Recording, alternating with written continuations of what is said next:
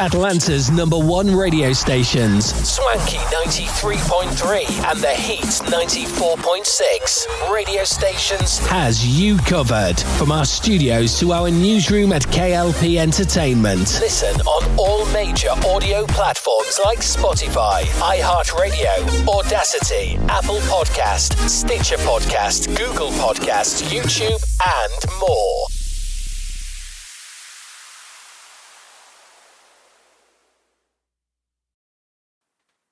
The latest show goes after hours. The Beyond Swanky podcast with Kennedy Lucas brings out more for our Lucas Nation fans. Tune in for reviews, topics, and even special guests. We go beyond the swankiness as it's juicy as hell with our DJ Lou Pezzi, playing nothing but the hits on the Spotify podcast version. Live from our studio of Swanky Studios, it's the Beyond Swanky podcast with Kennedy Lucas on Atlanta's #1 stations, Swanky 93.3 and The Heat 94.6 radio station. Listen on all major audio platforms like Spotify, iHeartRadio, Audacity, Apple Podcast, Stitcher Podcast, Google Podcast, YouTube, and more.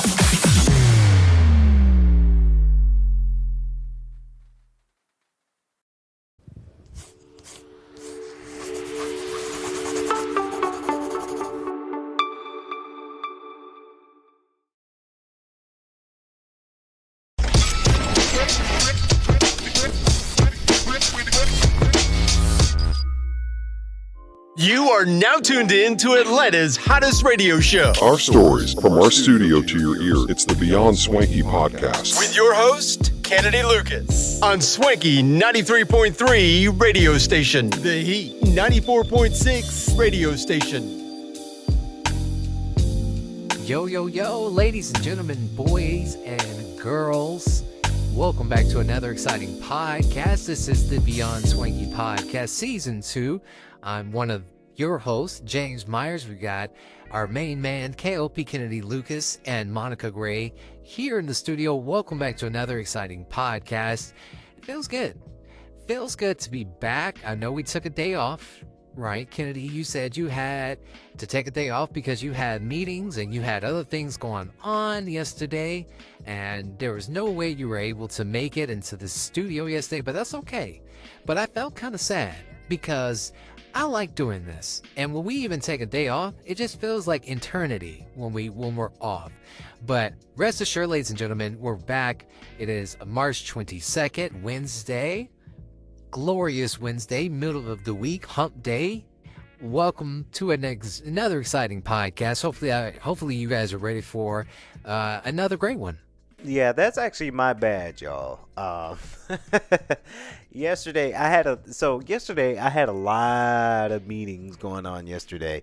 I don't know what it was. I guess it was just the feeling of it being Tuesday. And I say time and time again on all of our radio shows that not only we do podcasting and do our radio shows, but there's a lot of other elements that go on when running K.L.P. Entertainment, whether it's, S&N, meetings, film meetings, production meetings, corporate meetings, associate meetings. So it's a lot of meetings that we do throughout the day. And then just a little behind the scenes to a lot of people. If you guys don't know, James and Monica, as well as, DJ Lupizzi and Tyrus, all of our staff, they don't just focus on the radio show. Even though the radio stuff is very, very important to our business, there's a lot of other moving parts within K.L.P. Entertainment as a whole. So the short end of that, guys, I'm sorry. I know everybody was asking for a podcast yesterday, and I couldn't get to the studio. But we're here today, right? So very, very excited for today. We've got another exciting podcast. We've got some good juiciness as well. James, it's good to hear your voice yet again. I agree. When we take time off, I agree with you. It does feel like a long time. Monica, how we doing? How you doing? Happy Wednesday. Happy Wednesday indeed to all of everybody that's tuned in and listening to our radio show. It's your girl, Monica Gray. As always, ready for another exciting podcast. We've got some things that we've got to discuss on our show. And I'm always going to say this, guys. I am very, very thankful to all of our viewership so far. Everybody's been listening to our shows as of late. We've got a lot of things coming up in the works, up in the pipeline from the associate part of it. If you guys don't know, I do help Kennedy runs the Kennedy Lucas and Associates part of our business. So we've got a lot of things working, and it's good. It feels good to be back in studio because I have some things that I wanted to talk about, some things I want to get off my chest, and we are able to do that here on the show. So good morning, happy Wednesday. We're almost there towards the end of the week. It's good to be back. Yeah, it's definitely good to be back in the studio to give y'all another exciting podcast as well, the Beyond Swanky Podcast Season 2 with my nearest and dearest. Like I did mention, of course, Monica and James, they're here, but we've got DJ Lupizzi, he's here, Addison is here, Tyrus is here, who else is here? Arthur is here.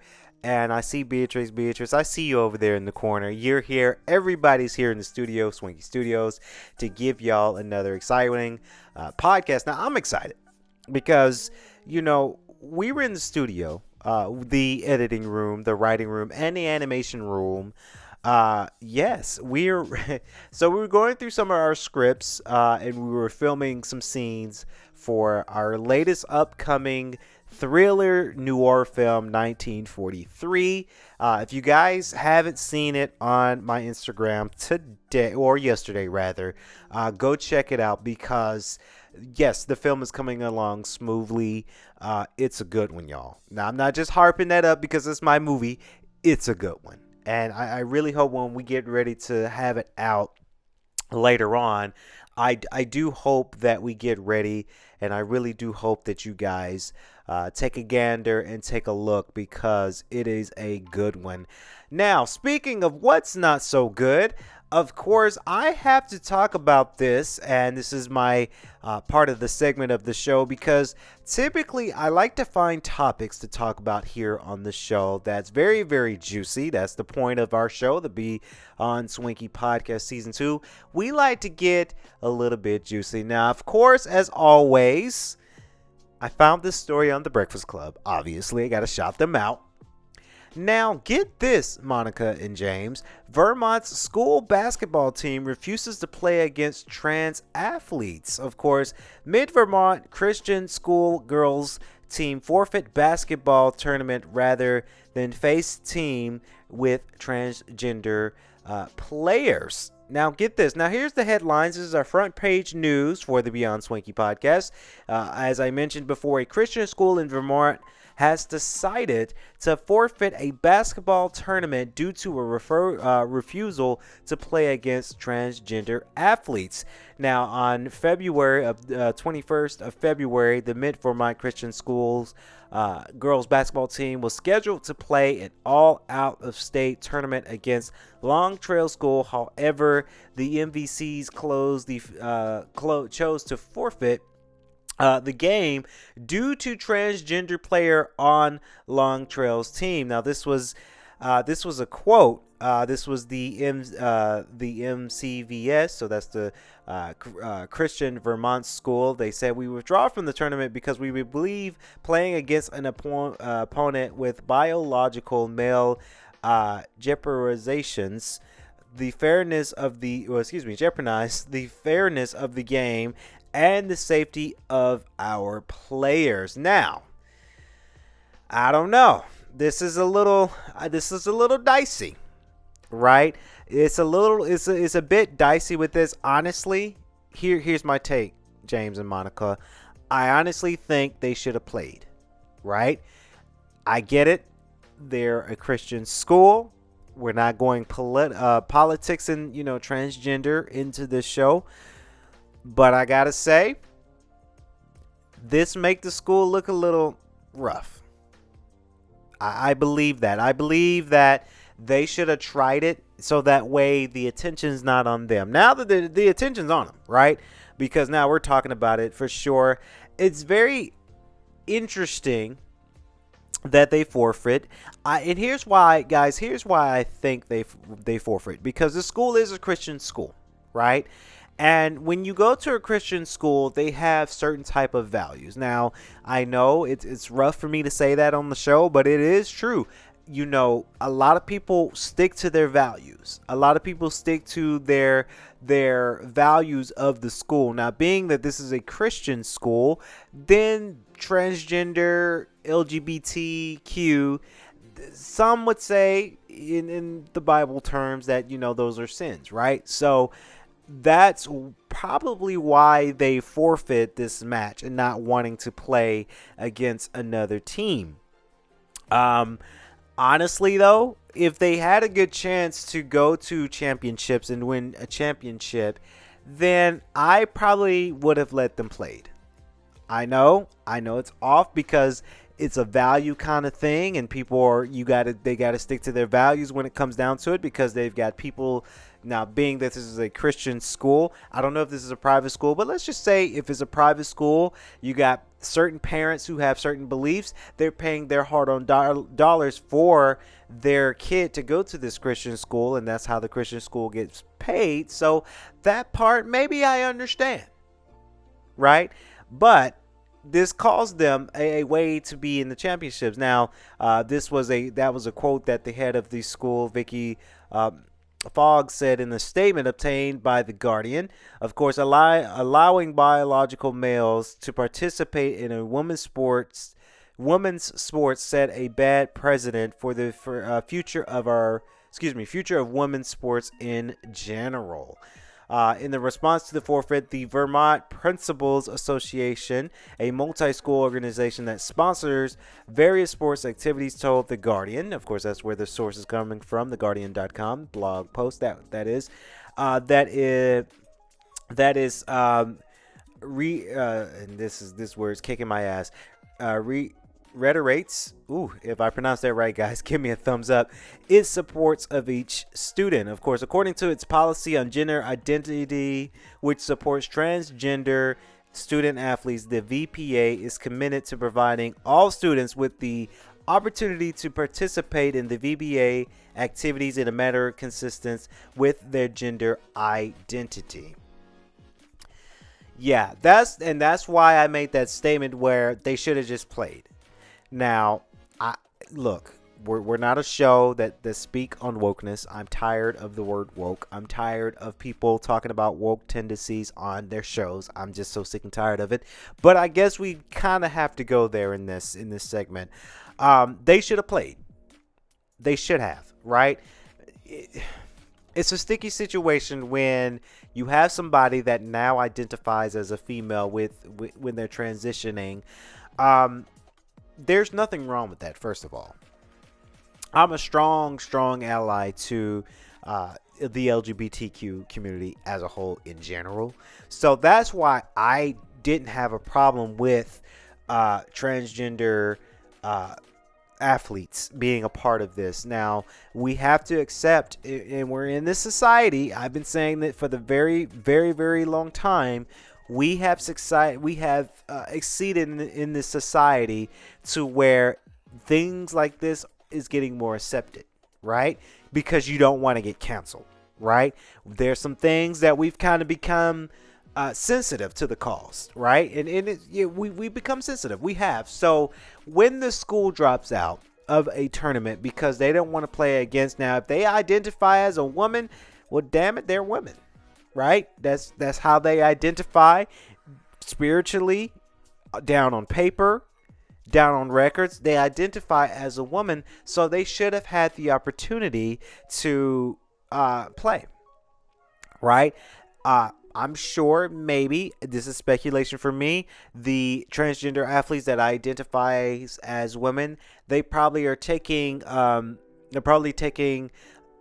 less of testosterone, a little bit more of hormones, right? So that part I don't know, but it's very, very interesting. I think this was a sticky situation. Of course, now this was their front page news. Now is our front page news as well. This is very, very interesting. This makes the school look a certain way, but I think a lot of people shouldn't harp on this school not too harshly, right? Because they are a Christian school. I mean, they have to evaluate their values within their mantra of their program, their organization, right? They have to, because they have people, their parents, the parents who take their kids to these schools. Let's just say if this is a private school, you got all these parents investing in this private school. Let's just say it is, right? So they have to keep up that value, because they have to keep up with the people that's investing to them, to the school, allowing teachers and athletes and all of this, all the whole organization to run. So it's very interesting. The Vermont chapter of American Civil Liberties Union has criticized MVC's decision to forfeit the tournament. I'm kind of criticizing them as well, because of today's society, right? That's just how it is. When things like this go out in media, you can expect some backlash, and I think MVC's, they're getting some backlash for this. In a statement to The Guardian, the chapter executive director James Lyle said all trans students deserve to attend schools where they feel safe in their gender identity and expression. Oh, can you say, guys, James and Monica, can y'all say damage control? That's what he's trying to do, I feel. That includes equal opportunity to participate in athletics and access locker rooms, restrooms, and other facility consistent with their gender identity. Of course, now James Lyle has been working on, sounds like he's working on damage control, right? Again, like I keep saying, you have to be careful in today's society. You can't make these kind of decisions and think you're not going to get backlash. Of course, MVC, they are taking some backlash. I pray for them. I really do, because this is not a good time to be canceled. But that is what's going on, and it's very, very interesting. Honestly, where I take on this, all people is all people. If you identify as a woman, if you are a transgender athlete, I think they should be more than welcome to play the sport. Honestly, that's just how I feel. I'm a strong ally to the community. So yeah, that's kind of me criticizing the school. I don't know how it's going to look for the school when it comes to their athletic department, their athletic program.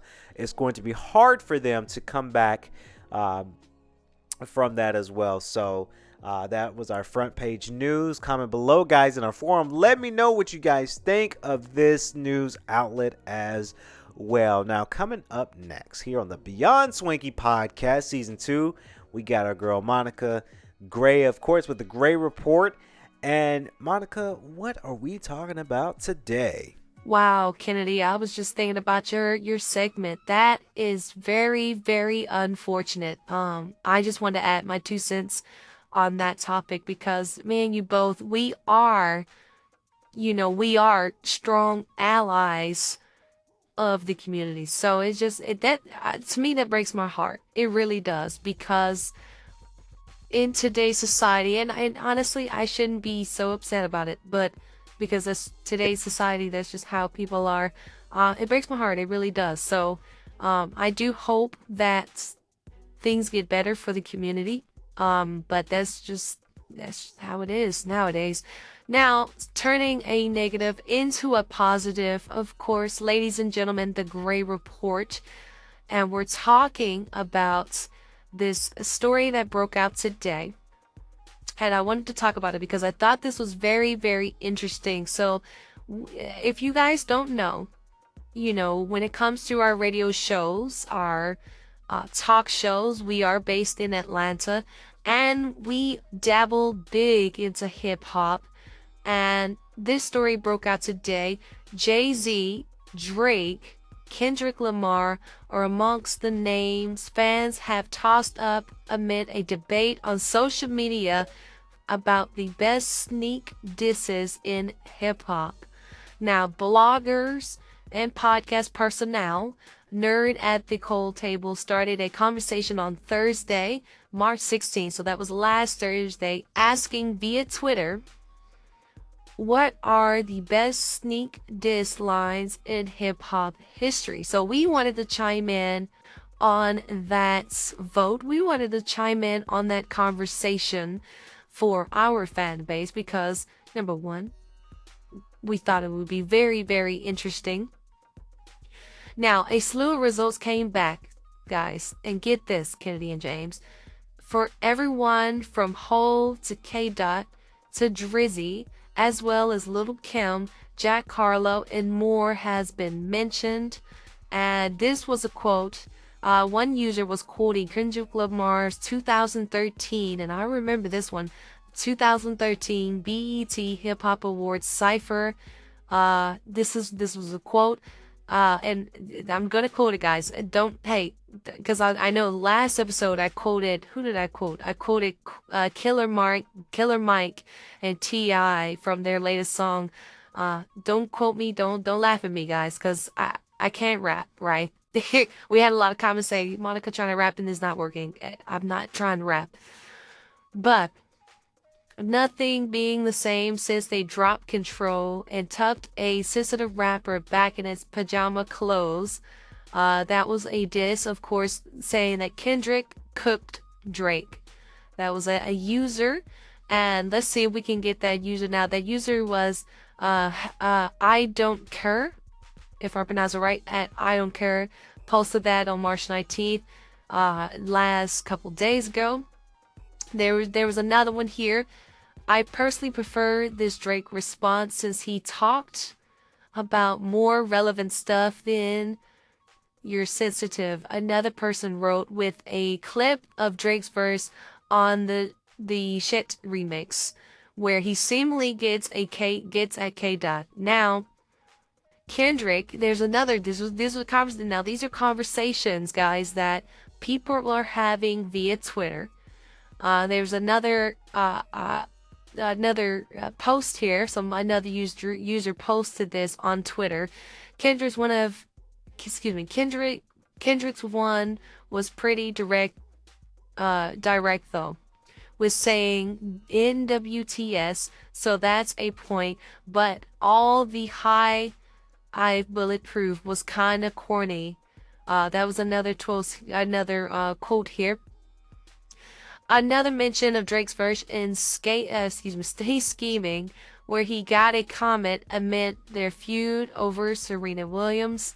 These things are going out, guys. A lot of people are chatting up with this as well. Now, Jay-Z subtitle shots on Wax even once caused the beef between Rockefeller and the Locks in the early 2000s. I actually do remember that beef, guys. I really do. That beef was nasty. It was. I'm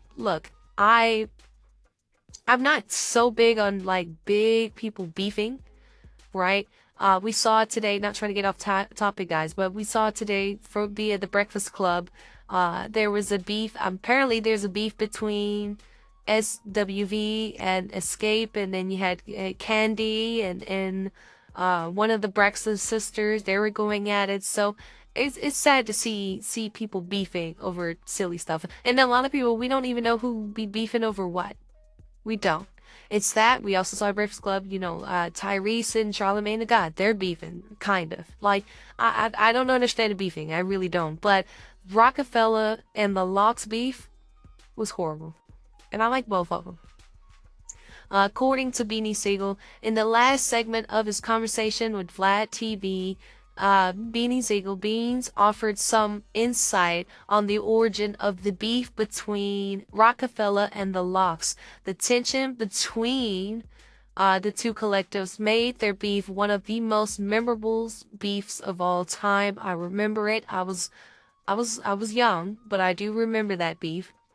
With all of the lyrical jabs and disses that were hurled back and forth. For years, though, guys, there has been a speculation as to what caused the two factions to go to war with no clear story. However, there's a quote, guys.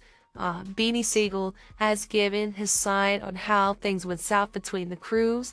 Now, according to the state property co-founder, the Locks was firing subtitle shots at the Rockefeller team on a variety of tracks, but it all apparently began after Hove jumped into the remix of R. Kelly's Fiesta, the original of which Jadakiss appeared on. there's more. Jay's Jay's verse on the track had the Locks feeling like he was attacking Jadakiss on the low, and before long the war began. Beefs are everywhere. I think beefs are, like I quoted before, beefs are horrible. I hate it when big artists, big rappers, hip hop legends start beefing. But you have to remember, beef started way back then. I think the first beef that I know that we kind of know in our generation was Ice Cube and Eazy-E, right? So when NWA broke up and Ice Cube started going their own way, and then Dr. Dre started going their own way, and everybody started splitting up, and then you had Eazy-E with Def Records, and then Dr. Dre was a part of that at first, but then he broke up and started his own label. So it started way back then, and maybe even started way before that. But being that we're kind of young, that's the only first beef that I know about. No, but it's interesting. Comment below, guys. I think all of these guys are great, but I'm not even going to make that statement because all three of them are good. Jay-Z, Kendrick, and Drake, they're all good in their own ways. I would love to see all three of them in a song together, honestly. But comment below, who has the best snake disses in hip-hop between Jay-Z, Drake, or Kendrick Lamar? We want to hear your comments for sure. Definitely we want to hear from our fan base about your favorite beefs. I joke around that though. I remember when beefs used to be real, but it used to be kind of planned too, right? When it was planned, then they're able to use it as a marketing type of thing, right? Who had the better raps, who had the better beats, who had the better everything, right? Now that we're, like I said at the beginning of the show, we're very sensitive, beefs become worse. And then sometimes beefs do become overrated and it's kind of bullshit when it comes to some of these type of beefs. And after that, it's just kind of boring and it's like non-genuine beefs, or it'd be beefs over stupid stuff, right? Nowadays, you see a lot of artists, they're rekindling their beefs and they're doing a lot of different things, and they're making up per se. So I don't know, it's very interesting when it comes down to these beefs. Speaking of what's interesting, James got an interesting topic, and we're talking about gaming in AR. Is that true, James? Yes, that's true indeed, Kennedy. Now check this out, everyone. New Ubisoft, or Ubisoft, however you want to say that company, AI tool could help script writers create more immersive game worlds. Ladies and gentlemen, we're doomed when it comes to the video game and film industry, because AI is coming. It's coming for our jobs, whether we like it or not. I believe it is, because it's coming. Now, an emerging advance in AI developed by Ubisoft's research and development team might revolutionize the way that game scripts are written. Now, a tool has been in development in-house by Ubisoft. LA Forge aims to assist in script writers by creating AI-generated dialogue. Of course, Ubisoft's new technology is said to further the immersion of game worlds by creating a realistic variance of NPC speech. Now, guys, it's coming, and I think it's going to revolutionize this. Now, I do think we have some years to go when it comes to these type of technologies, but it is coming, right? We've got introduced to Chat GPT.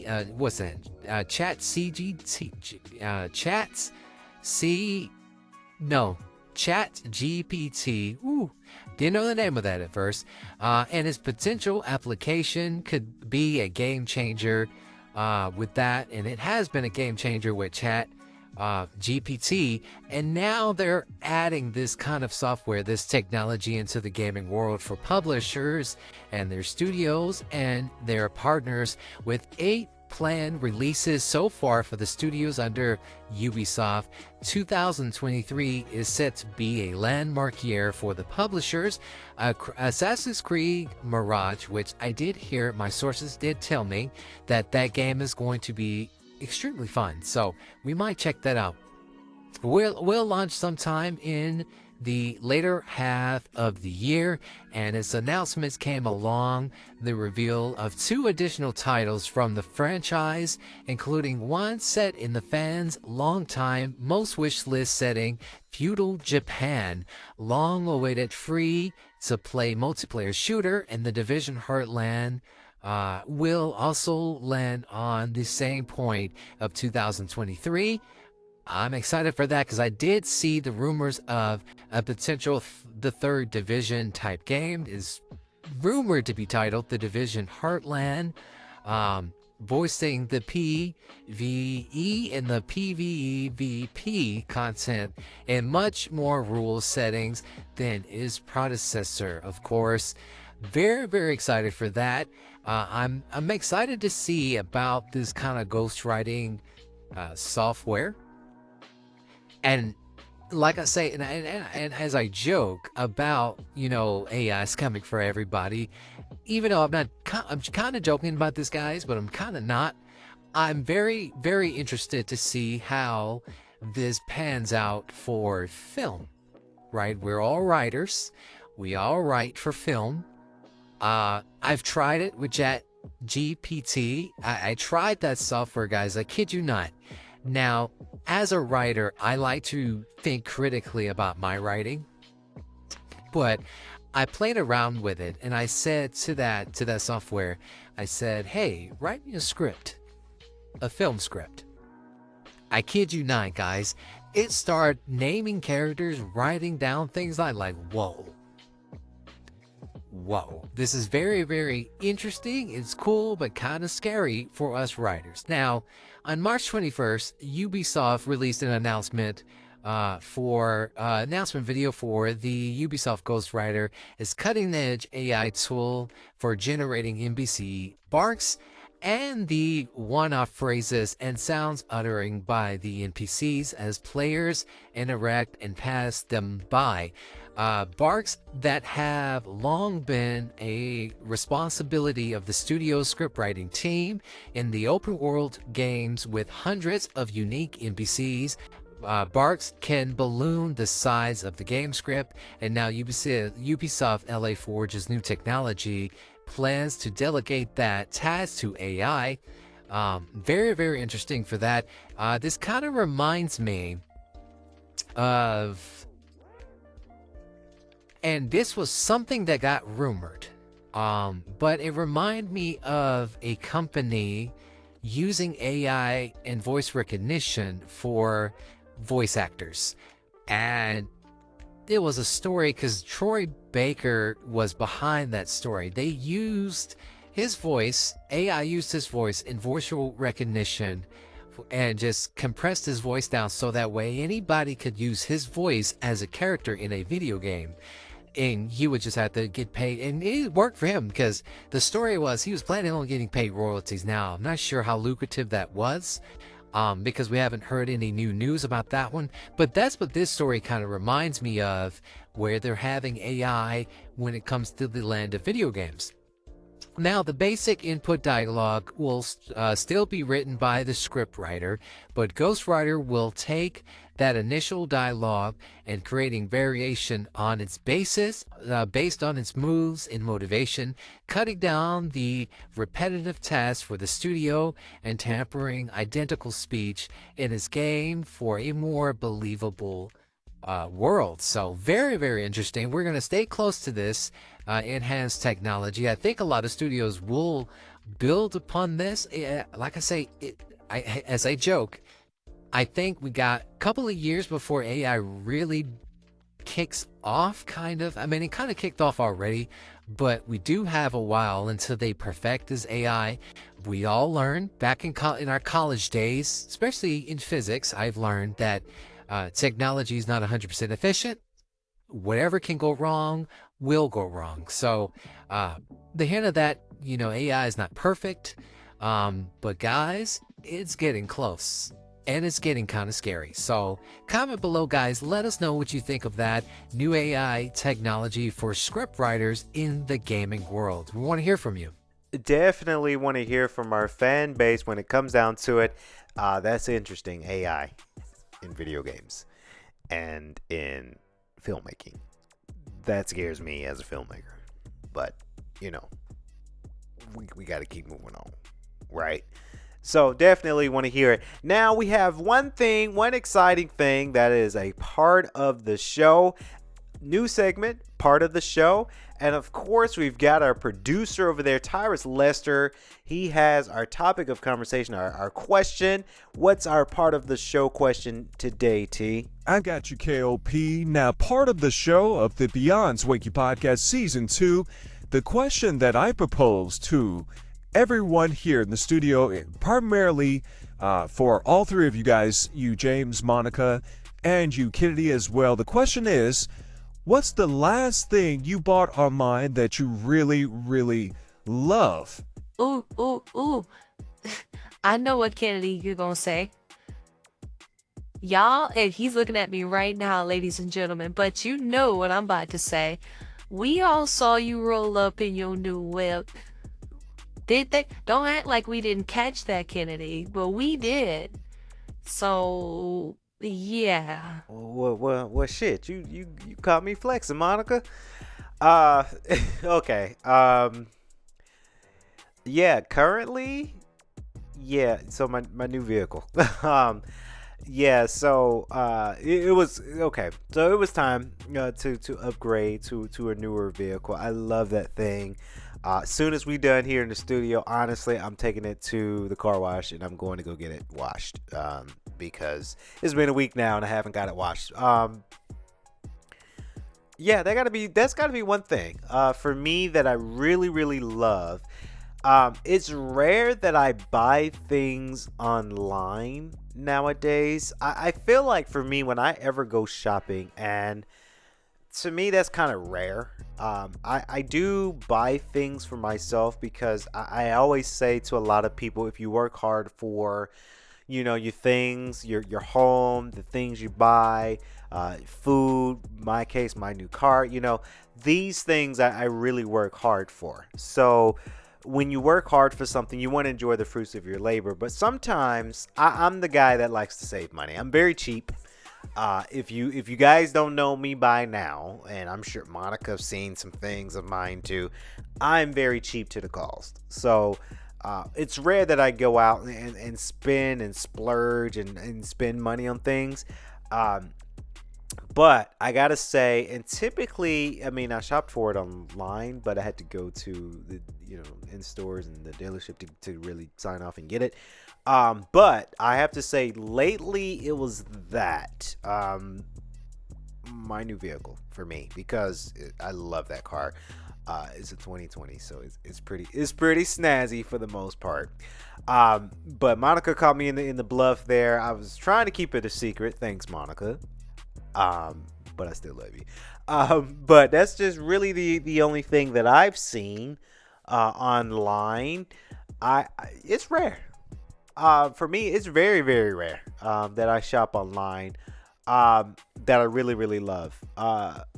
Hogwarts Legacy on PlayStation online. I guess that counts. I really love that video game. So, with all my game shopping, I go online. I just shop and buy online from the store. I don't go to GameStop anymore because they try to gyp you out of that. Well, shout out to GameStop a little bit, because I actually did ask my friend Shaheem. He had a new controller that was very, very nice. It was like a baby blue decal. He said, I went to GameStop. And I said, oh, they didn't shove the 14 Pro membership down your throat. They didn't try to offer you no warranty 15,000 times before you can pay for your thing you actually went to the store and buy. But yeah, it's rare. It's very, very rare that I shop online for stuff. I'm the kind of person too, if I do want to splurge, I like to go to the actual physical store. There's just something about going to an actual physical store that you go to the store, it's there, you're paying for it on your card or whatever, right there, right then in person, you're putting it in your car.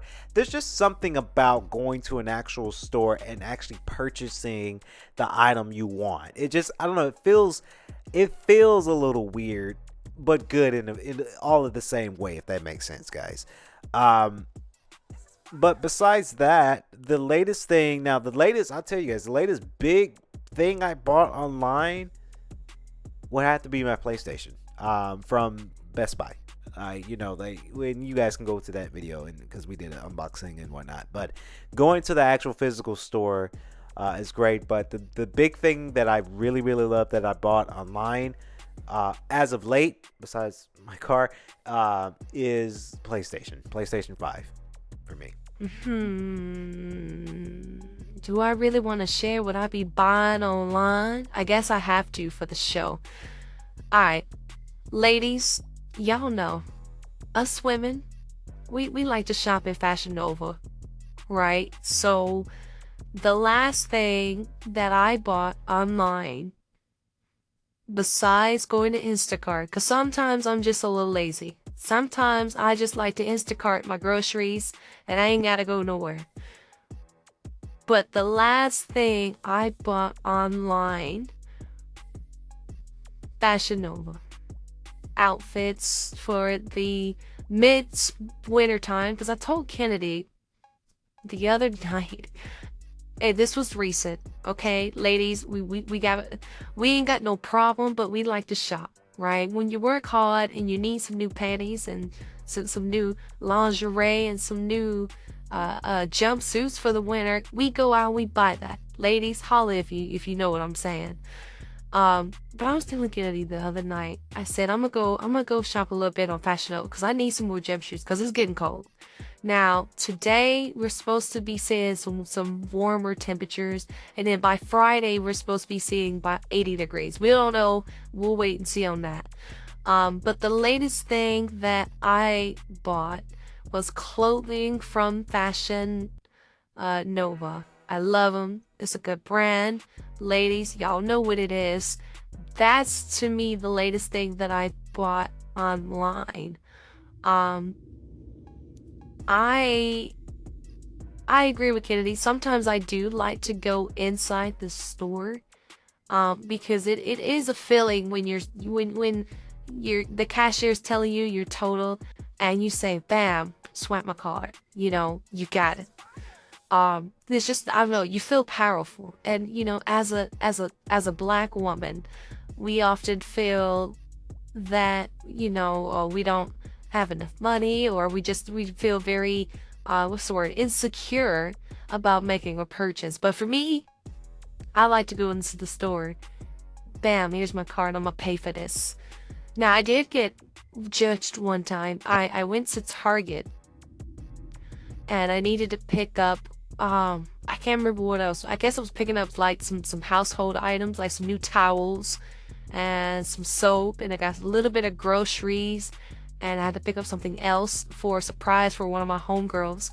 And the cashier looked at me kind of funny, like, oh, you got enough money to pay for all this? And I was looking crusty, right? Ladies, you guys know, when we go to Target, we don't like to look all dolled up. We go in there for one thing, right? So I'll admit I was looking a little crusty. Went in there and the cashier, she was like, She didn't say anything, but she, like when you get a stare, you're getting judged. Like, can you afford all this? Like, I don't think you can afford all this. So I whipped out my card and she looked at it. She's like, oh, American Express. Oh, okay. Swipe my card and we got it done. So PSA to a lot of people, don't judge us because we got money and we just look like we don't got money. We got money. But anyway, for me, that was the latest thing. Online every day for me. I am opposite from Monica and Kennedy. I love the idea of shopping right for my couch. And my girl, she knows, she knows to okay. I get judged a lot when I shop online from the computer or right from my couch because I don't want to go anywhere. And Maria knows that. She really does know that. For all you guys don't know, Maria's that's my girlfriend, but she knows that I hate. So I love getting dressed to go somewhere. If we're going somewhere like to dinner or an event, but if we're going out shopping, I'm the person that if I'm going shopping with her, I'm going there, I'm getting one thing, I'm getting right back out. Because I'm going in there for a specific thing. Now, Kennedy and Monica, y'all, Kennedy, let me know if Monica does this now. Tyrus, let me know if Shemaya does this. But me and Maria, when we go to the store, I'm going in there for one thing. I said, honey, I'm going here for one thing. Nope.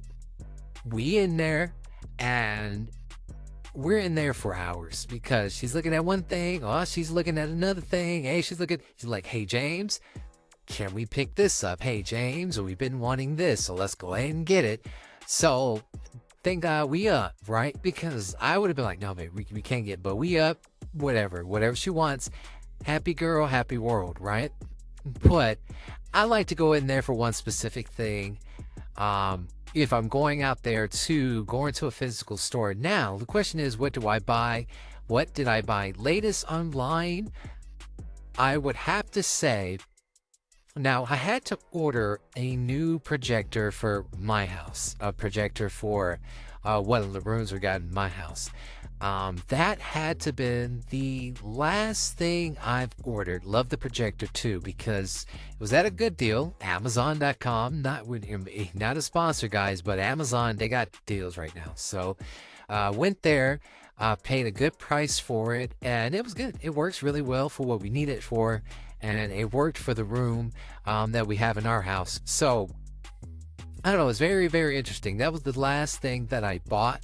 Before that, it would have had to been Hogwarts Legacy, because I remember, Kennedy, you text me and said, James, you need to pick this game up because it's really, really fun. So, gaming-wise, Hogwarts Legacy was the game that I bought previously. But yes, I'm an online guy. I like to shop online. I like to... I don't know, the anticipation too, when you order something online and you're tracking it. And see, I'm that kind of guy too. I'm tracking everything I order, like every second. It's weird. It's so weird. And when I track it, Maria always says, baby, it's not going to come until tomorrow. Like, calm down. But I'm always tracking it. So we're tracking it every second. And when it gets to your doorstep, it's just that anticipation, knowing that you got something waiting on you. I don't know. It's weird. It's weird that we do that, but it's like that. But the latest thing I bought was a projector. And I ain't gonna lie, James. For a lot of people don't know, I've been over James' house and he showed me the projector. It's pretty swanky. Made me want to get one. So comment below, guys. What was the latest thing that you purchased online? Definitely, we living it up, right? Everybody's purchasing some things there online. So just be careful, right? One thing I forgot to mention, just be careful what you buy online. Always use what I like to call a dummy card, whether it's like a card that you don't really use that much, a Cash App card, whatever, to make these online purchases. So that way there's no over withdrawals. There's no company overcharging you for stuff. I remember Instacart. We ain't gonna go there, but we'll go there for a sec. You know, I when I had got COVID 2021, I used one of my personal cards just to get groceries, and they overcharged me. So I always say to a lot of people, be careful what you put your card down on these sites. You just got to be real careful. So that's going to wrap it up here on our show here today. Hopefully you guys enjoyed this one as much as we did. Ladies and gentlemen, please be sure to like, comment, and subscribe to our YouTube channel if you're watching the video version at K.L.P Entertainment. Don't forget to hit that bell notification so that way you guys get notified when we go live. And if you're watching this on all of our audio platforms, we're talking Spotify for podcasters, Spotify, iHeartRadio, Apple Podcast, Stitcher, Audacity, TuneIn Radio, and so much more. Thank you guys. We really appreciate you guys listening to us on this wonderful Wednesday podcast. Stay tuned. Later on this week, we'll be right back right here at Swanky Studios to give you guys another exciting podcast for that for sure. Until then, from our entire cast and crew here on the Beyond Swanky Podcast Season 2, I've been your main host, K.L.P. Kennedy Lucas. Stay safe. Stay swanky. Peace. You are now tuned in to Atlanta's hottest radio show. Our stories from our studio to your ear. It's the Beyond Swanky podcast. With your host, Kennedy Lucas. On Swanky 93.3 radio station. The Heat 94.6 radio station.